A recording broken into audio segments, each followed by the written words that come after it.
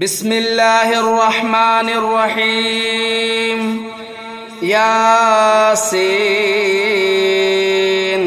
والقرآن الحكيم إنك لمن المرسلين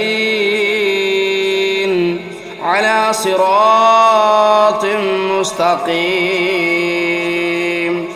تنزيل العزيز الرحيم لتنذر قوما ما أنذر آباؤهم فهم غافلون لقد حق القول على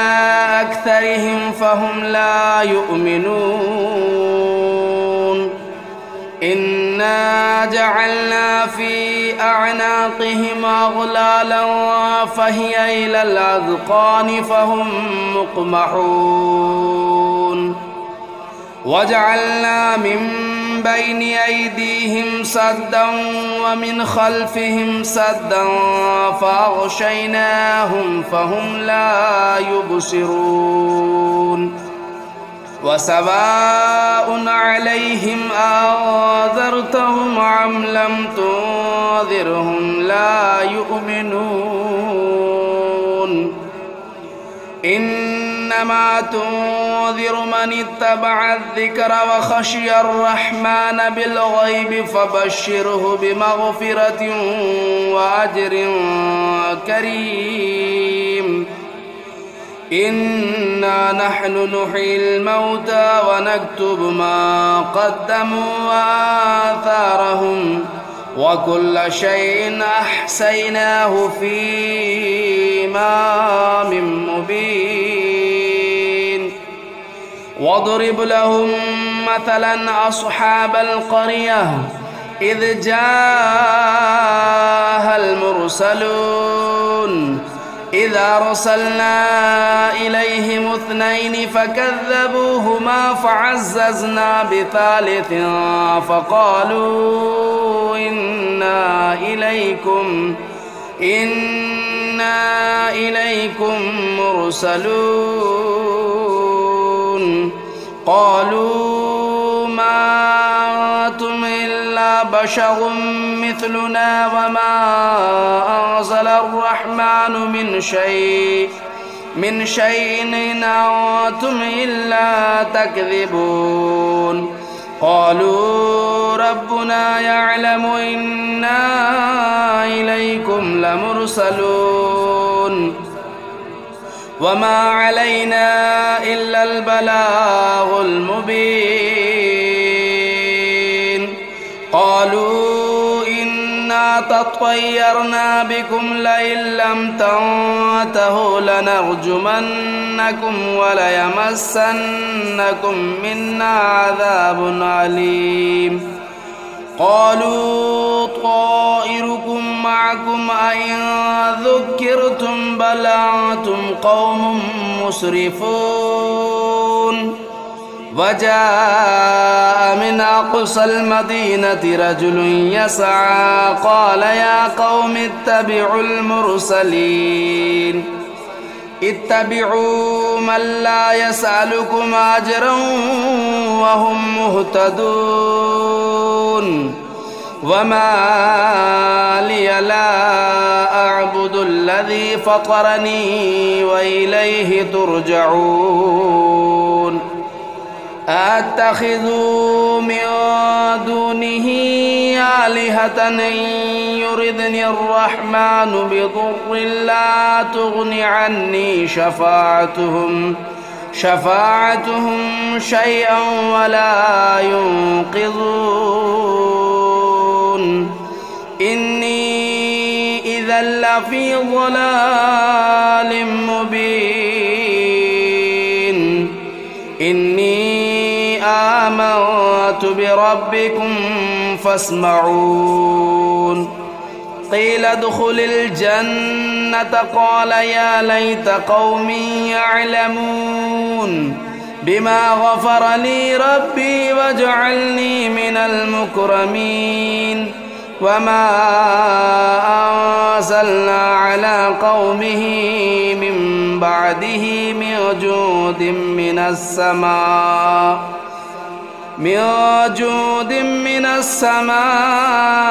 وما كنا منزلين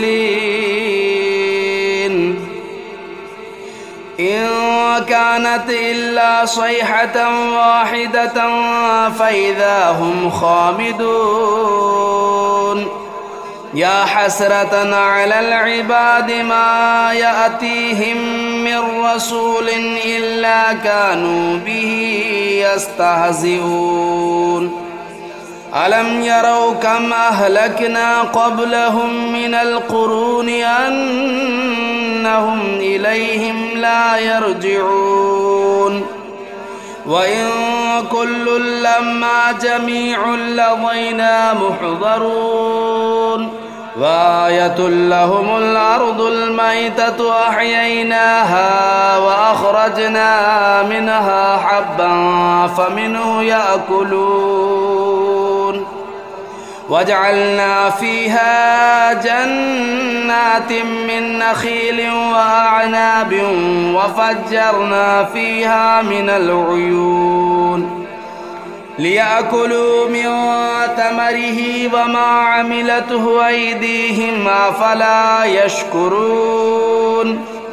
سبحان الذي خلق الأزواج كلها مما تنبت الأرض ومن أنفسهم ومما لا يعلمون وآية لهم الليل نسلخ منه النهار فإذا هم مظلمون والشمس تجري لمستقر لها ذلك تقدير العزيز العليم والقمر قدرناه منازل حتى عاد كالعرجون القديم لا الشمس ينبغي لها أن تدرك القمر ولا الليل سابق النهار وكل في فلك يسبحون وآية لهم أنا حملنا ذريتهم في الفلك المشحون وخلقنا لهم من مثله ما يركبون وإن نشأ نغرقهم فلا صريخ لهم ولا هم ينقذون إلا رحمة منا ومتاعا إلى حين وإذا قيل لهم اتقوا ما بين أيديكم وما خلفكم لعلكم ترحمون وما تأتيهم من آية من آيات ربهم إلا كانوا عنها معرضين وإذا قيل لهم أنفقوا مما رزقكم الله قال الذين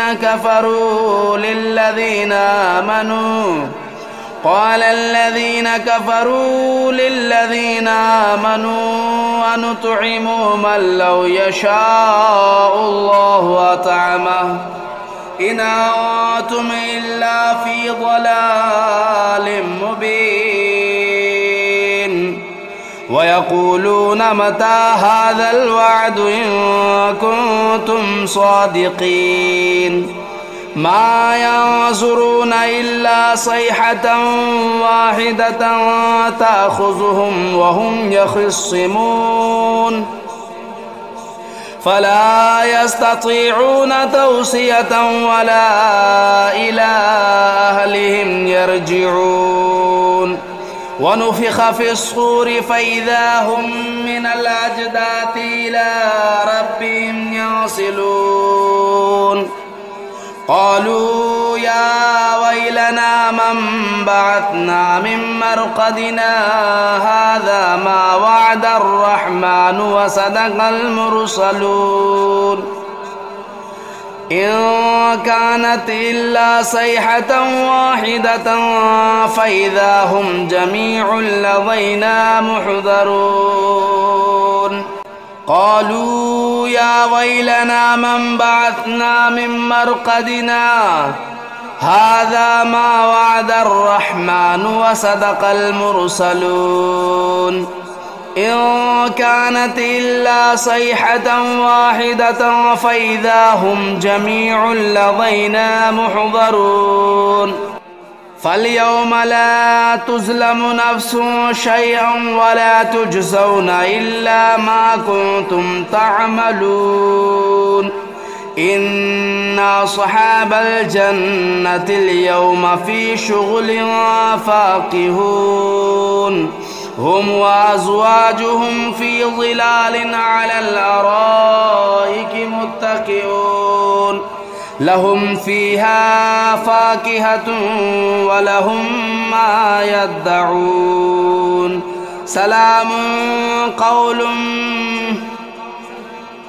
سلام قولا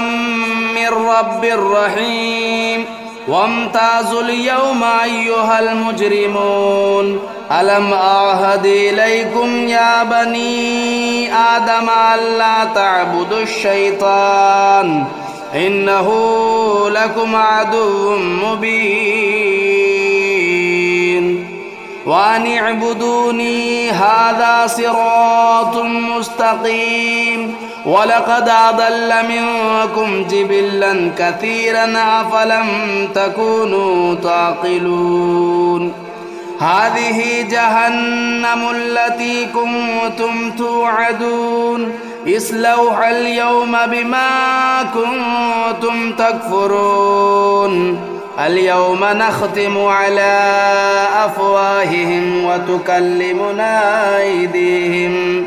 وتكلمنا أيديهم وتشهد أرجلهم بما كانوا يكسبون ولو نشاء لطمسنا على أعينهم فاستبقوا الصراط فأنى يبصرون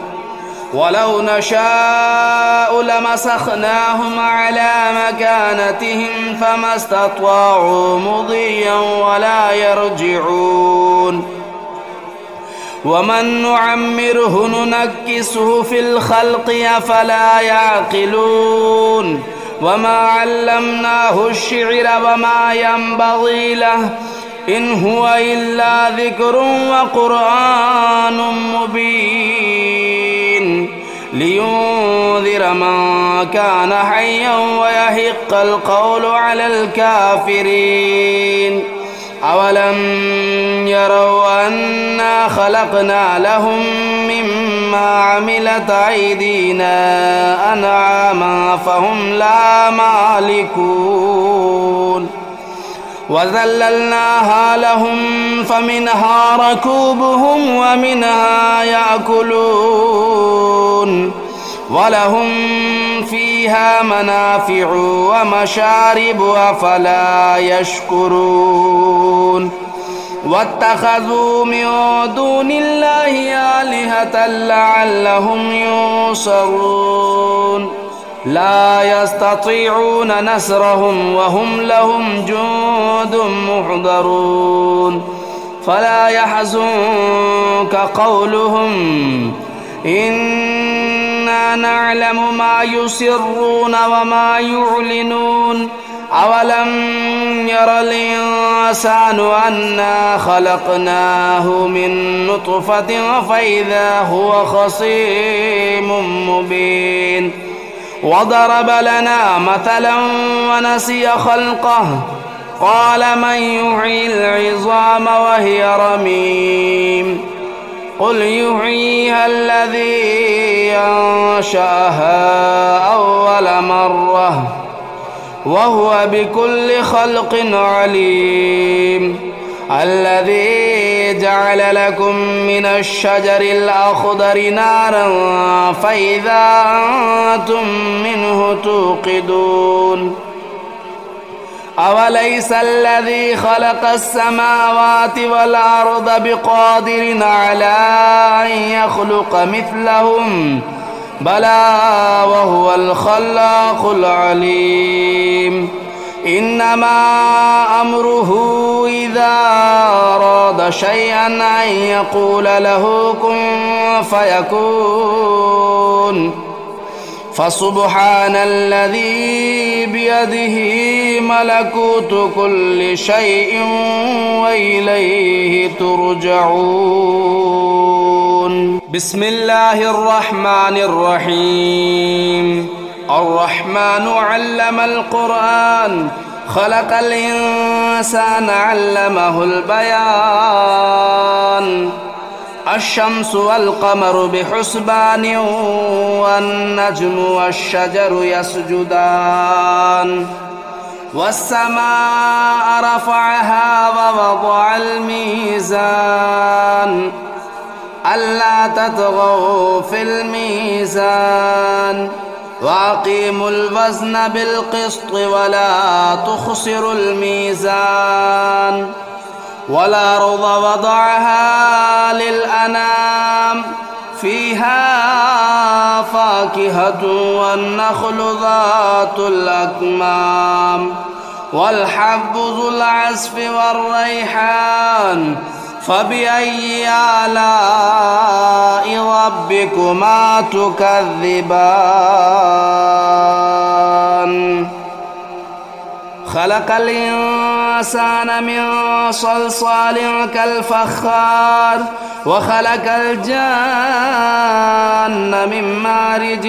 من نار. فبأي آلاء ربكما تكذبان؟ رب المشرقين ورب المغربين. فبأي آلاء ربكما تكذبان؟ مرج البحرين يلتقيان بينهما برزخ لا يبغيان. فبأي آلاء ربكما تكذبان؟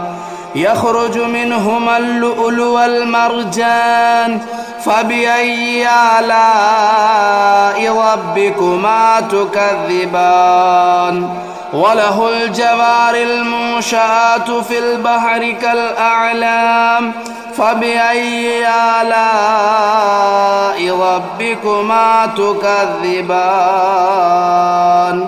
كل من عليها فان ويبقى وجه ربك ذو الجلال والإكرام. فبأي آلاء ربكما تكذبان؟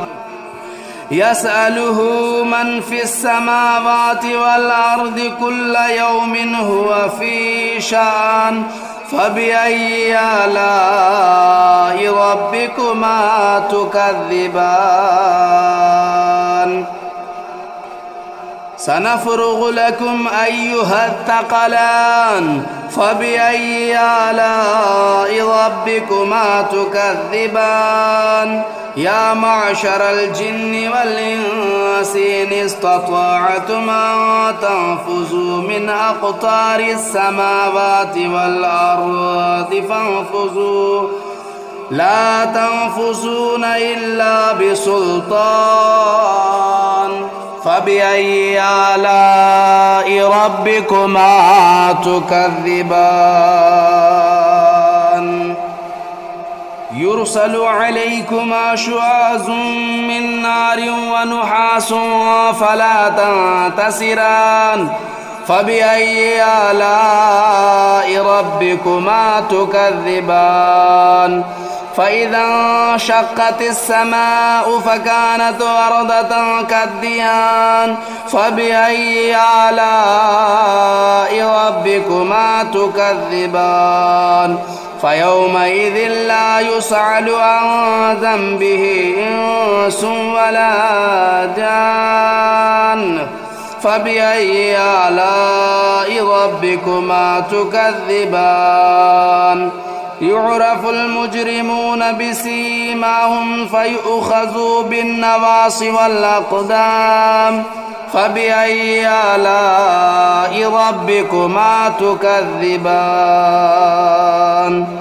هذه جهنم التي يكذب بها المجرمون يطوفون بينها وبين حميم آن فبأي آلاء ربكما تكذبان ولمن خاف مقام ربه جنتان فبأي آلاء ربكما تكذبان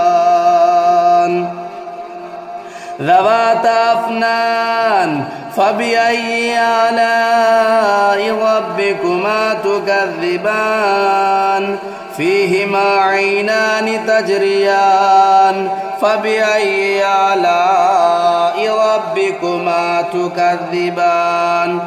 فيهما من كل فاكهة زوجان فبأي آلاء ربكما تكذبان متكئين على فرش بطائنها من استبرق وجنى الجنتين دان فبأي آلاء ربكما تكذبان فيهن قاصرات الطرف لم يطمثهن إنس قبلهم ولا جان فبأي آلاء ربكما تكذبان كأنهن الياقوت والمرجان فبأي آلاء ربكما تكذبان هل جزاء الإحسان إلا الإحسان فبأي آلاء ربكما تكذبان ومن دونهما جنتان فبأي آلاء ربكما تكذبان مدهامتان فبأي آلاء ربكما تكذبان فيهما عينان نداختان فبأي آلاء ربكما تكذبان فيهما فاكهة والنخل والرمان فبأي آلاء ربكما تكذبان فيهن خيرات حسان فبأي آلاء ربكما تكذبان حور مقصورات في الخيام فبأي آلاء ربكما تكذبان لم يطمثهن إنس قبلهم ولا جان فبأي آلاء ربكما تكذبان متكئين على رفرف خضر وبخري حسان فبأي آلاء ربكما تكذبان تبارك اسم ربك ذو الجلال والإكرام بسم الله الرحمن الرحيم تبارك الذي بيده الملك وهو على كل شيء قدير الذي خلق الموت والحياة ليبلوكم أيكم أحسن عملا وهو العزيز الغفور الذي خلق 7 سماوات طباقا ما ترى في خلق الرحمن من تفاؤت فارجع البصر هل ترى من فطور ثم ارجع البصر كرتين ينقلب إليك البصر خاسئا وهو حسير ولقد زينا السماء الدنيا بمصابيح وجعلناها رجوما للشياطين وأعتدنا لهم عذاب السعير وللذين كفروا بربهم عذاب جهنم وبئس المصير إذا ألقوا فيها سمعوا لها شهيقا وهي تفور تكاد تميز من الغيظ كلما ألقي فيها فوج سألهم سألهم خزنتها ألم يأتكم نذير قالوا بلى قد جاءنا نذير فكذبنا وقلنا ما نزل الله من شيء إن أنتم إلا في ضلال كبير وقالوا لو كنا نسمع أو نعقل ما كنا في أصحاب السعير فاعترفوا بذنبهم فسحقا لأصحاب السعير إن الذين يخشون ربهم بالغيب لهم مغفرة وأجر كبير وأسروا قولكم أو اجهروا به إنه عليم بذات الصدور ألا يعلم من خلق وهو اللطيف الخبير هو الذي جعل لكم الأرض ذلولا فامشوا في مناكبها وكلوا من رزقه وإليه النشور أأمنتم من في السماء أن يخسف بكم الأرض فإذا هي تمور أم أمنتم من في السماء أن يرسل عليكم حاصبا فستعلمون كيف نذير ولقد كذب الذين من قبلهم فكيف كان نكير أولم يروا إلى الطير فوقهم صافات ويقبضن ما يمسكهن إلا الرحمن إنه بكل شيء بصير أمن هذا الذي هو جند لكم ينصركم من دون الرحمن إن الكافرون إلا في غرور أمن هذا الذي يرزقكم إن أمسك رزقه بل لجوا في عتو ونفور أفمن يمشي مكبا على وجهه أهدى أمن يمشي سويا على صراط مستقيم قل هو الذي أنشأكم وجعل لكم السمع والأبصار والأفئدة قليلا ما تشكرون قل هو الذي ذرأكم في الأرض وإليه تهشرون ويقولون متى هذا الوعد إن كنتم صادقين قل إنما العلم عند الله وإنما أنا نذير مبين فلما رأوه زلفة سيئت وجوه الذين كفروا وقيل هذا الذي كنتم به تدعون قل أرأيتم إن أهلكني الله ومن معي